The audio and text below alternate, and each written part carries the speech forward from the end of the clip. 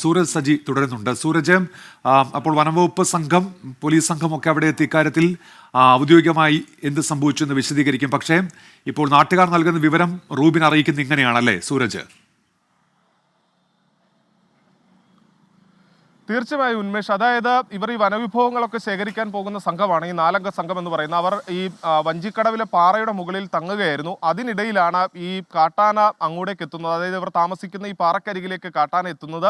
അതിൽ 4 പേർ ഉണ്ടായിരുന്ന സംഘത്തിൽ 4 പേരും 4 ഭാഗത്തേക്ക് ചിതറി ഓടുകയായിരുന്നു. ഇതിൽ 2 പേർക്ക് ഈ പുഴ മുറിച്ചു കടന്ന് രക്ഷപ്പെടാൻ സാധിച്ചു. പക്ഷേ 2 പേരെ കുറിച്ച് ഇന്നലെ രാത്രി ഒന്നും തന്നെ വിവരം ഉണ്ടായിരുന്നില്ല. അപ്പോഴും ഇവർ കരുതിയിരുന്ന, ഒപ്പം ഉണ്ടായിരുന്ന ആളുകൾ കരുതിയിരുന്നത് ഈ അംബികയുടെ ഭർത്താവ് രവി അടക്കം ഉണ്ടായിരുന്നു എന്നുള്ളതാണ് നമുക്ക് ലഭിക്കുന്ന വിവരം. അങ്ങനെ ഈ രവി അടക്കം കരുതിയിരുന്നത് ഇവർ രക്ഷപ്പെട്ടിട്ടുണ്ടാകാം, ഏതെങ്കിലും ഒരു സ്ഥലത്ത് ഇവർ ഈ ആനയിൽ നിന്ന് രക്ഷപ്പെട്ട് രാത്രി കഴിച്ചു കൂട്ടുന്നുണ്ടായിരിക്കാം എന്നുള്ളതാണ് ഇവർ കരുതിയിരുന്നത്. അങ്ങനെയാണ് ഇവർ രാവിലെ എത്തി ഈ മേഖലയിൽ തിരച്ചിൽ നടത്തുന്നത്. ആ സമയത്താണ് ഈ അംബികയും സതീഷിനെയും മരിച്ച നിലയിൽ കണ്ടെത്തുന്നത്. ഈ സതീഷിനെ ആന എടുത്തെറിഞ്ഞ രീതിയിൽ തന്നെയാണ്, അത്തരത്തിൽ പരിക്കേറ്റ നിലയിലാണ് ഇപ്പോൾ സതീഷിനെ കണ്ടെത്തിയിരിക്കുന്നത് എന്നുള്ളതാണ് നിലവിൽ നമുക്ക് അവിടെ നിന്ന് ലഭിക്കുന്ന വിവരം. അതോടൊപ്പം തന്നെ അംബിക ഈ പുഴയോട് ചേർന്ന മേഖലയിലാണ് മരിച്ചു കിടക്കുന്നത്. അത് ഈ നേരിട്ടുള്ള ഒരു കാട്ടാന ആക്രമണമാണോ എന്നുള്ളത് നമുക്ക് സ്ഥിരീകരിക്കേണ്ട, അല്ലെങ്കിൽ അതിലൊരു ഔദ്യോഗിക വിശദീകരണം തരേണ്ടത് വനംവകുപ്പാണ്. പക്ഷേ ഈ മരണത്തിലേക്ക് നയിച്ചത് വന്യജീവി ആക്രമണം തന്നെയാണ് എന്നുള്ളത് നമുക്ക് തീർത്തും പറയാൻ കഴിയും. കാരണം ആനയെ കണ്ട് ഭയന്നോടുകയായിരുന്നു. ഇന്നലെ ഇവർക്ക് നേരെ ആന പാഞ്ഞെടുക്കുന്നു.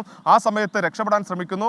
ആ രക്ഷപ്പെടാൻ ശ്രമിക്കുന്നതിനിടയിലാണ് ഈ 4 പേരിൽ 2 പേർ അപകടത്തിൽപ്പെട്ടിരിക്കുന്ന അംബികയും അതുപോലെ തന്നെ സതീഷും. അതിൽ 2 പേർക്ക് ജീവൻ നഷ്ടമായിരിക്കുന്നു. ഏറ്റവും പ്രധാനപ്പെട്ട കാര്യം ഉന്മേഷ്, ഇതേ മേഖലയിൽ തന്നെ, അതായത് ഈ വാഴച്ചാൽ മേഖലയിൽ അടിച്ചിൽ തൊട്ടി ഉന്നതിയിൽപ്പെടുന്ന സബാസിൻ മരിച്ച മണിക്കൂറുകൾ പിന്നിട്ടിട്ടില്ല. അതിനുള്ളിലാണ് ഈ അതിരപ്പള്ളിയിൽ 2 പേർക്ക് കൂടി ജീവൻ നഷ്ടമാകുന്നത് എന്നുള്ളതാണ് ഇവർ ചൂണ്ടിക്കാണിക്കുന്നത്. ഈ വഞ്ചിക്കടവ് മേഖല എന്ന് പറയുന്നത് അതിരപ്പള്ളി വെള്ളച്ചാട്ടത്തിന് മുകളിലായി വരുന്ന ഒരു പ്രദേശമാണ്, വാഴച്ചാലിനിടയിൽ വരുന്ന ഒരു പ്രദേശമാണ്. അവിടെ ഇവർ ഈ വനവിഭവങ്ങളൊക്കെ ശേഖരിക്കാൻ പോയി കഴിഞ്ഞാൽ ആദിവാസികൾ സുരക്ഷിതമായ ഇടം എന്ന തരത്തിൽ ഇവർ കഴിച്ചുകൂട്ടുക. പലപ്പോഴും ഈ പാറയ്ക്ക് മുകളിലൊക്കെ അവർ താൽക്കാലികമായി വിരിവെച്ച് അവിടെ കഴിച്ചുകൂട്ടുന്നതാണ് ഇവരുടെ ഒരു രീതി.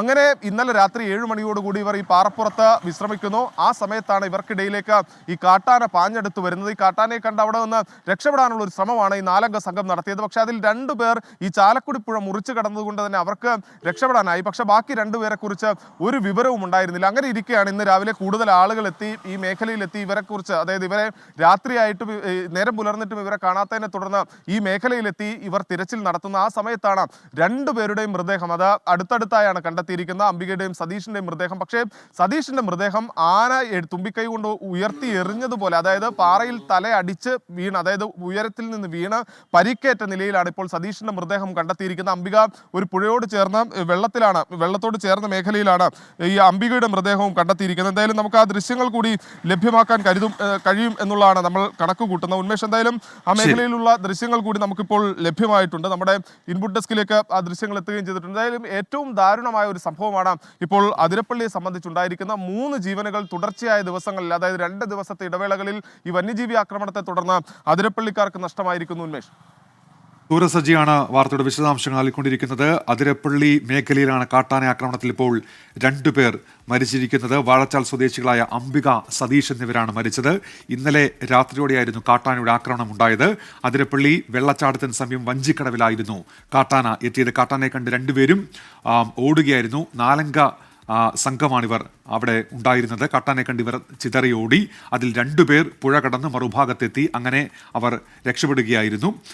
ബാക്കി 2 പേർക്ക് നേരെയാണ് കാട്ടാനയുടെ ആക്രമണം ഉണ്ടായത്. അതിൽ സതീഷിന് നേരെ കാട്ടാന പാഞ്ഞെടുത്ത് സതീഷിനെ എടുത്തെറിഞ്ഞു എന്നുള്ള തരത്തിലാണ് ഇപ്പോൾ നാട്ടുകാർ അറിയിക്കുന്നത്. അംബികയുടെ മൃതദേഹം അവിടെ വെള്ളത്തിലാണ് കണ്ടെത്തിയത്. അത് കാട്ടാന നേരിട്ട് ആക്രമിച്ചതാണോ എന്നുള്ള കാര്യത്തിൽ ഒരു വ്യക്തത വരാനുണ്ട്. പക്ഷേ സതീഷിനെ കാട്ടാന നേരിട്ട് ആക്രമിച്ചു എന്നാണ് നാട്ടുകാർ നൽകുന്ന വിവരം. ഇന്നലെ പ്രദേശവാസികൾ അവിടെ എത്തി തിരച്ചിൽ നടത്തിയിരുന്നു. പക്ഷേ ഇവരെ കണ്ടെത്താൻ കഴിഞ്ഞില്ല. ഇന്ന് രാവിലെ എത്തി നടത്തിയ തിരച്ചിലാണ് 2 പേരുടെയും മൃതദേഹം കണ്ടെത്തിയത്.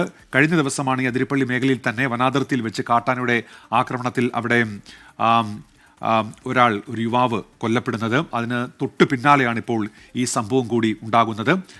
കാട്ടാന ആക്രമണത്തിൽ യുവാവ് സെബാസ്റ്റ്യനാണ് മരിച്ചത്. ഉന്നതിയിലെ വനാതിർത്തിയിൽ വെച്ചാണ് ആക്രമണം ഉണ്ടായത്. വനവിഭവങ്ങൾ ശേഖരിക്കാനുള്ള യാത്രക്കിടെയാണ് അവിടെ വെച്ച് കാട്ടാനയുടെ ആക്രമണം ഉണ്ടായത്. അതിന് തൊട്ടു പിന്നാലെ ഇപ്പോൾ വീണ്ടും കാട്ടാനയുടെ ആക്രമണം ഉണ്ടാകുന്നു. അതിരപ്പള്ളി വെള്ളച്ചാട്ടത്തിന് സമീപം വഞ്ചിക്കടവെന്ന സ്ഥലത്ത് വെച്ച്. അങ്ങനെ 2 പേരാണ് ഇപ്പോൾ ഈ കാട്ടാനയുടെ ആക്രമണത്തിൽ മരിക്കുന്നത്. വാഴച്ചാൽ സ്വദേശികളായ അംബികയും സതീഷും.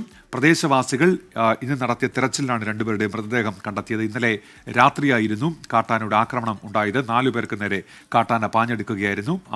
4 പേരിൽ 2 പേർ പുഴ കടന്ന് അവിടെ നിന്ന് ഓടി രക്ഷപ്പെട്ടു എന്നാണ് നാട്ടുകാർ നൽകുന്ന വിവരം. പക്ഷേ 2 പേർക്ക് നേരെ കാട്ടാനയുടെ ആക്രമണം ഉണ്ടായി. ഇന്നലെ തെരച്ചിൽ നടത്തിയെങ്കിലും ഈ 2 പേരെയും കണ്ടെത്താൻ കഴിഞ്ഞിരുന്നില്ല. ഇന്ന് നാട്ടുകാർ ആ സ്ഥലത്തെത്തി നടത്തിയ തെരച്ചിലാണ് 2 പേരെയും മരിച്ച നിലയിൽ കണ്ടെത്തിയത്.